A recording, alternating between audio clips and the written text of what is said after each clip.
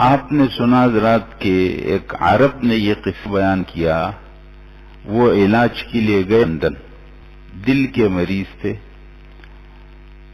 تو وہ جب اس اسپتال میں پہنچے تو دیکھا کہ ایک انگریز ڈاکٹر عیسائی، اس نے اس عرب کی شکل کو جب دیکھا، حلیے کو دیکھا، تو وہ سمجھ گیا کہ یہ مسلمان ہے، تو وہ اس کے پاس آیا اور کہا کہ آپ مسلمان ہیں؟ اس نے کہا ہاں۔ کہا میں آپ سے ایک سوال کر لوں، کیونکہ یہ سوال میں نے اپنے بہت سے مذہبی لوگوں سے کیا ہے جو ہمارے پوپ ہوتے ہیں، لیکن مجھے کسی نے مطمئن نہیں کیا ہے، مجھے آج تک اس کا ٹھیک جواب ملا نہیں، تو کیا میں آپ سے یہ سوال کر لوں، آپ مجھے جواب دے دیں گے اس کا؟ عرب کہتے ہیں میں نے اس کو کہا کہ آپ سوال کر لو، میں جواب کوشش کروں گا کہ دے دوں، اگر آپ مطمئن ہو گئے اس جواب سے تو آپ کا کام ہو جائے گا، اور اگر آپ اس سے مطمئن نہیں ہوئے تو بہت سے لوگوں نے آپ کو جواب دیا ہے اور آپ کو اطمینان نہیں ہوا تو ایک میں بھی ہو جاؤں گا، ایک اور آدمی زیادہ ہو جائے گا اس نے کہا سوال یہ ہے کہ آپ دیکھتے ہیں میں اس اسپتال کے اندر ڈاکٹر ہوں، یہ اسپتال، اس میں ہر آدمی اپنا علاج نہیں کر سکتا ہے، مہنگا اسپتال ہے، حکومت کے لوگ جن کی پشت پر حکومت کا فنڈ ہوتا ہے وہی لوگ علاج کر سکتے، کوئی آدمی اپنے ذاتی فنڈ پر علاج کرنا چاہے مشکل کام یہاں، تو میں اس اسپتال میں ہوں اور میرے پاس پیسوں کی کوئی کمی نہیں، اگر پیسوں کے زور پر کچھ ہو سکتا ہے تو میں وہ کر سکتا ہوں، اتنے ہیں میرے پاس۔ مسئلہ میرا کیا ہے وہ بیان کرتا ہوں۔ مسئلہ یہ ہے کہ میرے دل میں ہر وقت بوجھ ہوتا ہے، میرا دل ہر وقت ڈوبا ڈوبا رہتا ہے، میں بہت تنگ ہوں اپنی زندگی میں۔ یہ بات جب میں نے اپنے لوگوں کے سامنے بیان کی تو مجھے کسی نے کہا، جو ماہر لوگ تھے، اور میں یہ سمجھا کہ یہ مجھے جواب دے دیں گے، تو میں نے یہ سوال ان کے سامنے رکھا، تو مجھے کسی نے کہا کہ آپ دنیا کے چکر لگاؤ، خوبصورت مناظر دیکھو، اور جب دیکھو گے تو دل آپ کا خوش رہے گا اور آپ یہ غم غلط ہو جائے گا، غم ختم ہو جائے گا۔ میں نے دنیا کے چکر کے جو بہترین مناظر تھے دیکھے، لیکن میرے دل کا وہ بوجھ ختم نہیں ہوا۔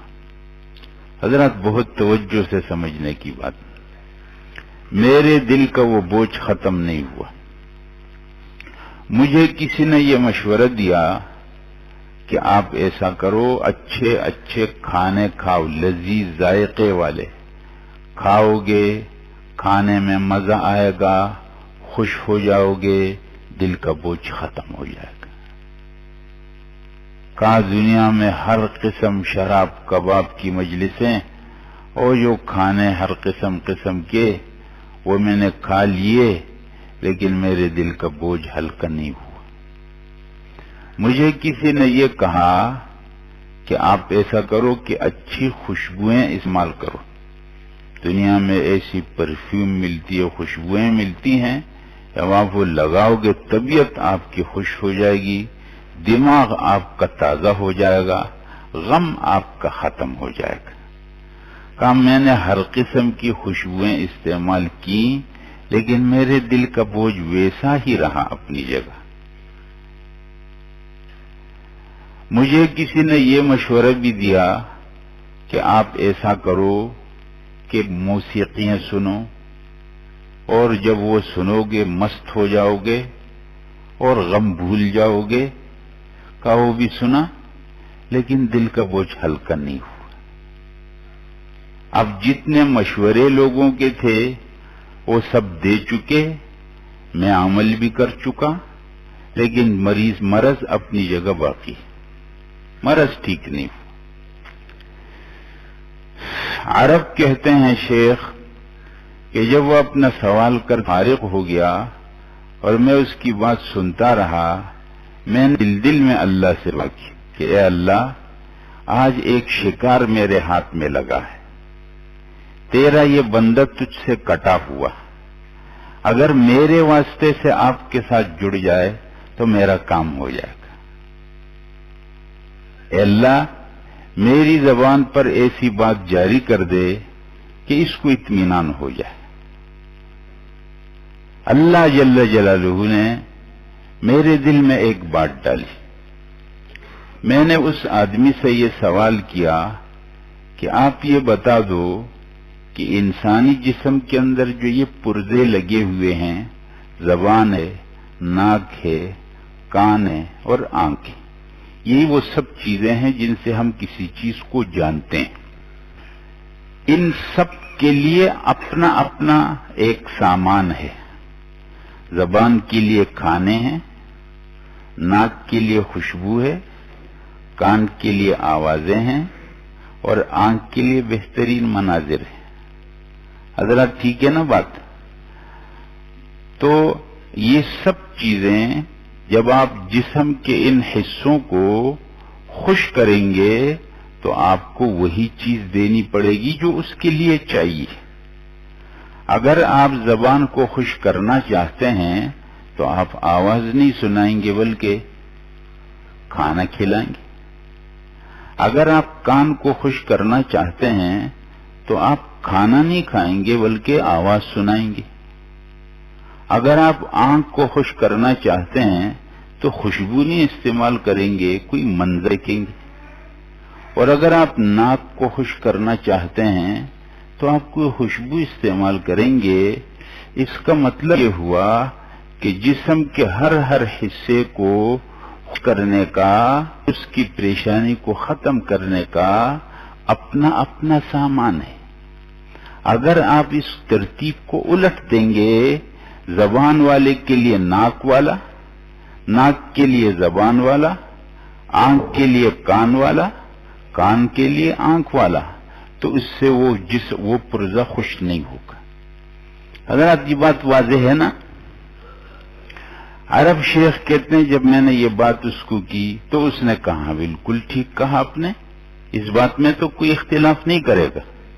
میں نے کہا اب آپ اپنا سوال دوبارہ۔ اس نے کہا میرے دل کے اندر بوجھ ہے، میرا دل بہت غمگین ہے، غم میں ڈوبا ہوا ہے،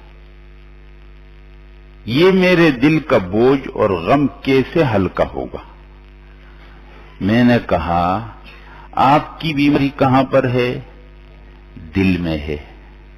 جن لوگوں نے آپ کو مشورہ دیا کہ اچھے مناظر دیکھو، وہ آپ کی آنکھ کا انتظام کر رہے تھے۔ جنہوں نے کہا اچھی آوازیں سنو، وہ آپ کے کان کا انتظام کر رہے تھے۔ جنہوں نے کہا اچھی خوشبوئیں سونگو، وہ تو آپ کے ناک کا انتظام کر رہے تھے۔ اور جنہوں نے کہا اچھے کھانے کھاؤ، تو آپ کی زبان کا انتظام کر رہے تھے۔ آپ کا بوجھ تو نہ آنکھوں میں ہے، نہ کانوں میں ہے، نہ زبان میں ہے، نہ کان میں ہے، بوجھ کدھر ہے؟ دل میں ہے۔ تو آپ کو ایک نے بھی نہیں بتایا کہ دل کے لیے کیا کرو؟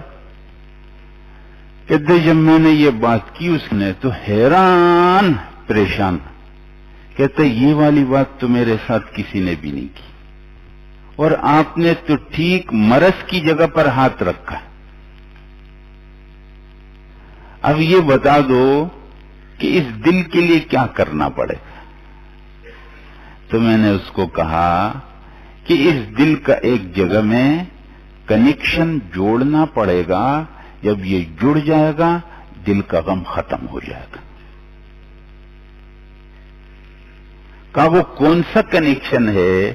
میں نے کہا اس دل کا تعلق اللہ سے جوڑنا پڑے گا۔ الا بذکر اللہ تطمئن القلوب، اللہ کے ذکر سے دلوں کو اطمینان پہنچتا۔ تو اصل مسئلہ کیا ہے کہ ہر انسان کی اور ہر بندے کی یہ بنیادی ضرورت ہے کہ اس کا دل اللہ جل جلالہ سے جڑا ہوا.